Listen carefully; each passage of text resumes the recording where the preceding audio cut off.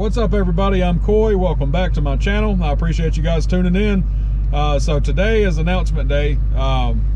If you've been following my channel, you know that I bought a Ram TRX back in February. I was the first person in my city to own one, and I sold it relatively fast. I had it for about 6 weeks, somewhere less than 2 months. It's about 6 weeks, less than 2 months. And I loved the truck, but I had an opportunity to buy one of the Hellcat Durangos, and those were extremely limited, so I sold my T-Rex and bought the Hellcat Durango. Now, as things happen and you get desensitized to owning something that you dreamed of owning, I ended up selling the Durango to chase another T-Rex. The Hydro Blue Pearl Coat Ram TRX was available, and I love that color. And so I sold my Durango to chase it, and the sale didn't go through.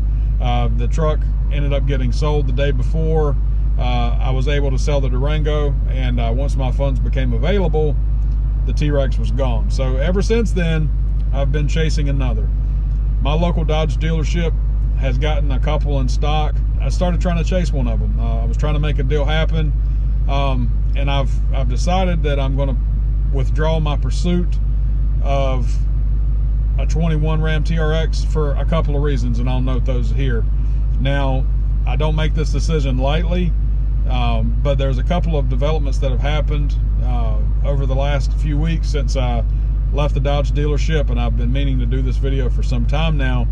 But I've had developments in my family, and I had some discussions with the bank on a deal for the T-Rex, and as a combination of both of those things, I've decided not to pursue the 21 Ram TRX that my local Dodge dealership has. The first thing is, my bank I like to stick with. I don't want my credit ran 100 times every time I go buy a car. Inquiries really hurt your ability to get financing. If the bank thinks that you're just chasing credit at multiple places, they're going to be more likely to give you a higher interest rate or deny the loan altogether. So I've dealt with the same bank that financed the first T-Rex. They also financed the Hellcat Durango, and they're currently financing my Hellcat Charger. So we reached out just to that one bank to see if we could get a deal going. Now, we did get an approval, but the terms were unbelievably bad. It would be extremely ignorant for me to pull the trigger on a deal like this, simply because I can wait a few months and then get a 22 T-Rex, and I don't have to deal with the terms of that they offered. They wanted an extremely high down payment. They wanted to raise the interest rate double what it is now, and there's a couple of reasons behind that. You know, since February's only been 7 months. In that 7 months time period, I bought the T-Rex, traded it in after I think 2 car payments. Bought the Hellcat Durango. I only made one payment on that. If I'm correct, I only made one payment on that. Sold that. Bought the Charger. I had made 2 car payments on the Charger when it came time to, you know, apply, to ask them if they wanted to do a different deal for the second T-Rex. And you know, banks they're not lining up to approve deals where they're not making any money. They basically will finance an $85,000 loan, and then they make a couple $100 in interest off of a couple payments, and then the loan is paid off, and then they're starting from scratch. It's not worth it to invest that kind of money to not make anything. The way it was explained to me was also like, it looks like people who get multiple credit cards, and they'll use one credit card, put a big balance on it, and then they'll use another credit card to pay that balance off, and then they'll use another credit card to pay that balance off, and you're basically using the bank's money to fund your hobbies, and it doesn't look good from a risk standpoint.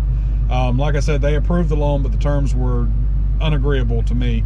I could have gotten it done. I could have made the down payment. I could have paid the interest rate, but it's not worth it for a 21 T-Rex when the 22s are coming out soon. We agreed that we would wait 3 or 4 months until the winter time, Q4 of 2021, when we have a 6-month payment history. That way the bank can see that you're actually making your own payments, and you're not just completely revolving the loan over again and again and again, and the bank can make some money.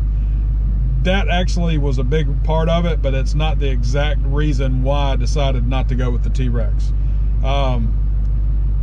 So I have 4 kids, and I have a 14-year-old daughter, a 13-year-old daughter, a 5-year-old son, and a 4-year-old son. And we were done after my 4-year-old. We had decided we weren't going to have any more children. 4 is enough for a family, in my opinion. My sister has a big family and I have a big family, so we were done. But life has a way of throwing you a curveball, and I found out recently, on my 40th birthday no less, that my wife is pregnant with twins. And so that kind of takes priority over chasing a new T-Rex. Now, the priority now becomes, with my wife's vehicle being the SRT Durango.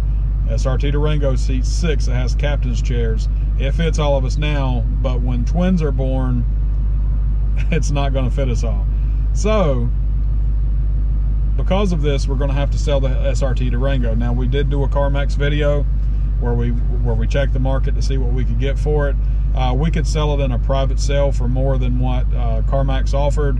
Our local Dodge dealership offered us quite a bit more. They made us an offer of $68,500, which is about what we owe on it, so we can get out of it clean when the time comes. We're not making that move immediately. You know, our twins are born in the spring, so we're probably going to do something late winter. That way we have a family vehicle before the time comes. Now, here's the rub. If you guys clicked on the video and you're familiar with my channel, you know how big of a Mopar fanboy I truly am. Here's the rub. Dodge doesn't make a vehicle that seats more than 6 or 7.